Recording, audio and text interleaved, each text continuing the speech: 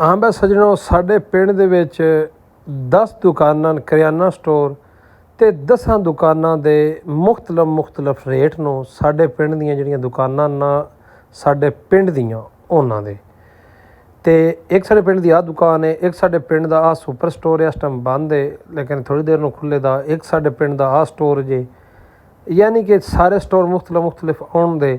ਲੇਕਿਨ ਇਹ ਸਾਰੇ ਸੌਦਾ ਮੇਰੇ ਅੰਦਾਜ਼ੇ ਨਾਲ ਬਾਹਰ ਦੇ ਮੁਲਕਾਂ 'ਚੋਂ ਲੈਂਦੇ ਨੇ, ਕਿਉਂਕਿ ਤਾਂ ਇਹਨਾਂ ਦਾ ਰੇਟ ਜਿਹੜਾ ਨਾ ਆਪੋ ਆਪਣਾ ਹੈ।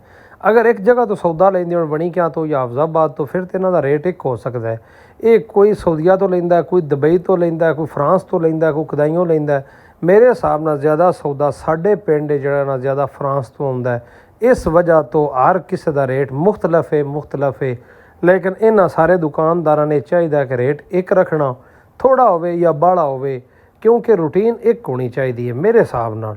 ਲੇਕਿਨ ਇਹ ਸਾਰੇ ਜਿਹੜੇ ਨੇ ਇਹਨਾਂ ਦੇ ਮੁਖਤਲਫ ਰੇਟ ਨੂੰ ਅੱਲਾਹ ਪਾਕ ਇਹਨਾਂ ਨੇ ਹਦਾਇਤ ਦੇਵੇ ਅਤੇ ਰੇਟ ਸਾਰੇ ਇੱਕ ਰੱਖਣ।